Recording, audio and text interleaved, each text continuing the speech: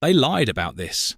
A damning parliamentary report branded Sport England as slack and negligent over a controversial £120 million grant for Wembley Stadium. The man at the centre of it all? Sir Trevor Brooking. But before we judge this football legend, let's discover what really happened and why his story is far more complex than the headlines suggest. Between 1999 and 2002, Brooking served as chairman of Sport England during one of the most contentious periods in British sports administration. The organisation faced fierce criticism for approving a massive £120 million lottery grant for Wembley's redevelopment before crucial planning permission had even been secured. Parliamentary investigators called this decision premature and cavalier use of public funds. The Football Association also came under fire for failing to deliver a permanent athletics facility at the stadium, despite this being part of the original agreement. Critics argued the FA had a moral obligation to repay £20 million of the grant when they dropped the athletics element. Brooking fought back hard against these accusations. Speaking as Sport England chairman, he totally rejected suggestions that the grant was premature and cavalier. His defence was simple but powerful. Forcing the FA to refund the money would have killed the entire national stadium project. This would have been disastrous for English sport. He also pointed out that Wembley was being promoted as the centrepiece for England's government-backed bid to host the 2006 World Cup. But this controversy was just one chapter in a remarkable football journey that began decades earlier at West Ham United. In 1965, a young Trevor Brooking faced a choice that would define his career. Chelsea offered his parents £500 and a car to sign their son. Tottenham showed serious interest too, but Brooking chose West Ham because they would let him continue his education and complete his A-levels. This decision revealed something important about his character from the very start. His West Ham debut came in a friendly against Grasshopper Zurich in June 1967. His competitive league debut followed on 29 August 1967, replacing Brian Deere in a 3-3 draw against Burnley. He made an immediate impression, playing 28 games and scoring 9 goals in his first season. His second season saw 37 appearances and 8 goals, including his only career hat-trick in a 5-0 victory over Newcastle United. However, success didn't come without struggle. In December 1969, Brooking suffered a chipped bone in his ankle during a match against Nottingham Forest. West Ham signed Peter Eustace for £90,000 as his replacement, and Brooking's recovery took longer than expected. The injury was so serious he considered quitting football entirely. Competition for places grew fierce when Tommy Taylor arrived for the 1971-72 season. Brooking's playing time dropped dramatically. In 1969-70, he made just 23 appearances, scoring 4 goals. The following season brought only 20 appearances and 2 goals. Frustrated and uncertain about his future, Brooking requested a transfer. This moment reveals something crucial about the man often dismissed as too nice. The common perception sees effortless elegance, but this period shows resilience forged through serious setbacks. The fact that he considered quitting, then sought a transfer, before ultimately fighting back, speaks to an underlying mental strength that doesn't match a simplistic, too nice image. Fortune smiled when Tommy Taylor moved to defence in a tactical reshuffle. Brooking not only regained his place, but became an ever-present fixture for the rest of the 1971-72 season. His performances earned him the Hammer of the Year award, a remarkable turnaround that proved his quality and determination. Brooking's loyalty to West Ham became legendary. Over 18 years, he amassed 647 appearances in all competitions, scoring 102 goals.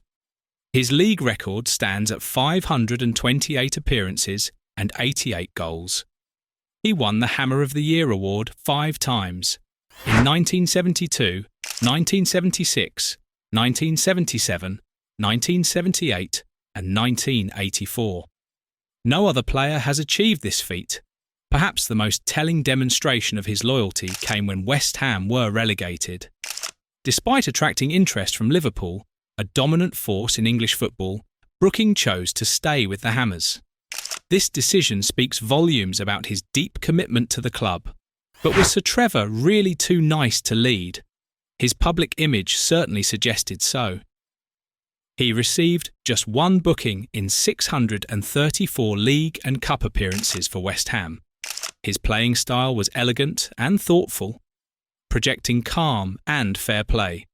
He was often described as having sanctified respectability and being a thoroughly decent man.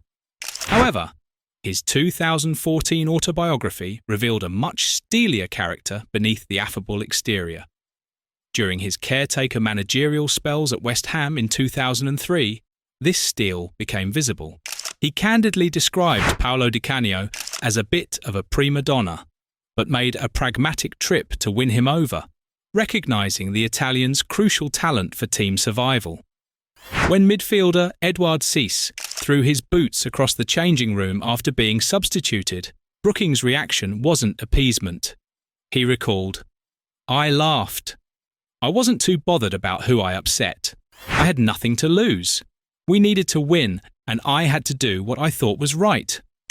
When defender Sebastian Schemmel objected to squad inclusion because he'd booked a ferry to France, Brooking's reply was an unequivocal none. Brooking himself acknowledged this side of his nature, writing, "I can be forthright and decisive when I need to be, and years later as chairman of Sport England, I think I surprised some important people by demonstrating that side of my nature on several occasions." His England career brought individual honour, but collective disappointment. Earning 47 caps between 1974 and 1982, he scored 5 goals, but appeared in only 2 major tournaments. At Euro 1980 in Italy, he scored against Spain, but England went out in the group stage. His sole World Cup appearance came in 1982 in Spain, where injury limited him to just 30 minutes as a substitute against the host nation. England's failure to qualify for the 1974 World Cup, 1976 European Championship, and 1978 World Cup meant Brooking missed crucial opportunities to showcase his talents on the biggest stages. Despite his 47 caps and moments of brilliance, his international career carries a sense of unfulfilled potential. Cup competitions provided West Ham's greatest moments during Brooking's era. The FA Cup delivered their most glorious triumphs. In 1975, West Ham beat Fulham in the final, with Brooking scoring a vital goal in the 4th round replay at Swindon. The victory parade through East London attracted an estimated 250,000 people. The 1980 FA Cup final holds special significance.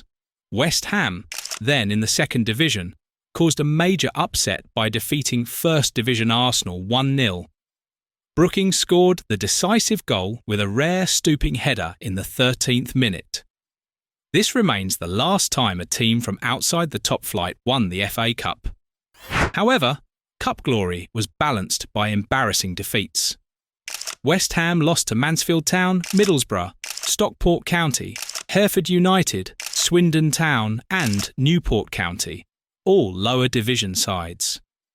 These upsets highlight the unpredictable nature of knockout football and show that while Brooking's West Ham could reach great heights, they were also vulnerable to shocking losses. In 2018, Brooking demonstrated his steelier side during significant fan unrest at West Ham. Following a 3-0 defeat to Burnley at the London Stadium, protests turned violent with pitch invasions and confrontations with the board. Co-owner David Sullivan was struck by a coin, and directors were advised to leave for their safety. Brooking spoke out forcefully, stating he couldn't believe a West Ham fan could get involved in such aggression. He told disruptive supporters to just don't come to the games at the moment, arguing that the team needed support, not hostility, to avoid relegation. His intervention wasn't popular with all fans, but it showed decisive leadership focused on the club's best interests. The Wembley controversy may have tarnished Brooking's administrative reputation, but his playing legacy remains untouchable. A stand at West Ham's former home, Upton Park, bore his name. His continued status as a West Ham legend proves that a sufficiently strong playing career can withstand criticism in other domains. Sir Trevor Brooking's story reveals a complex figure who combined genuine decency with hidden steel. Far from being too nice, he demonstrated throughout his career an ability to make tough decisions when necessary, from fighting back after early setbacks to defending controversial administrative choices. Brooking showed that true strength often lies beneath a gentlemanly surface. His legacy stretches beyond statistics and trophies. He represents loyalty, resilience, and the capacity to evolve across different roles within football.